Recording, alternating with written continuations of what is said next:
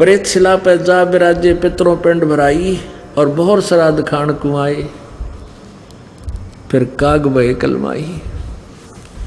अपने आत्माओं जैसे प्रसंग चला था कि 13वीं किस लिए बनाई कि इसकी गति करवाएंगे।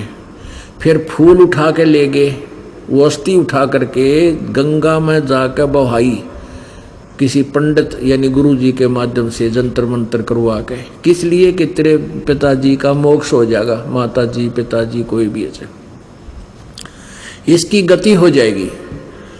उसके बाद फिर क्या हुआ, महीने मनाए, वर्षोधि बनाई, वर्षी, और फिर हो गए श्राद्ध शुरू।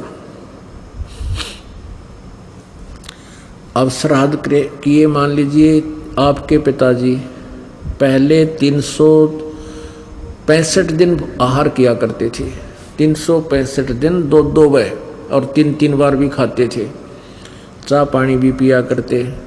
अब इन नकलियों ने क्या बना दिया कि जिस तिथि को 8म 6ठ 7म दूज चौथ को जो भी जिस दिन आपके पिताजी की मृत्यु हुई थी, वो फिर आसोज के महीने में 16 दिन सेलेक्ट कर लिए, एकम से लेकर अमावस्या से लेकर पूर्णवासी तक।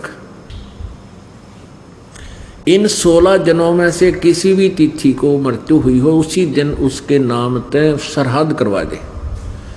श्राद्ध कैसे करते हैं, गुरुजी आते हैं घर पे, आप पर रोटी बनाते थे पहले वो, क्योंकि दूसरे न स्वच्छ नहीं मानते थे, और आप पे अच्छा गिच घी गेरे देसी, आप बढ़िया हलवा ठोके, बढ़िया खीर बनावे खूब दूध की।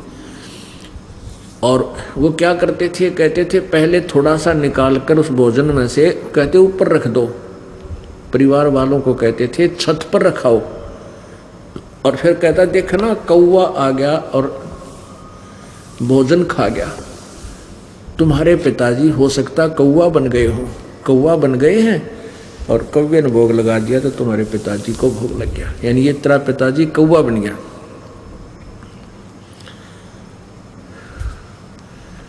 अब पुण्य आत्माओं कहाँ से गति कराने लगे थे, पिताजी को कौवा बना के छोड़ दिया। ने बोला तेरा पिताजी हो सकता कौवा बन गया हो और इसको भोग लग गया। अब श्राद्धों के दिनों में देखे सबके घरों पे कौवे मंडराते दिखेंगे, और जो घर पे कौवा ना हो तो नुके बाहर रखा कि तो कौवा न खुआ का, जब तेरे पिताजी हो सकता कौवा बन गए। आदरणीय गरीबदास साहिब जी छुडानी गांव, छुडानी जिला झज्जर में, वो किसान परिवार में जन्मे थे।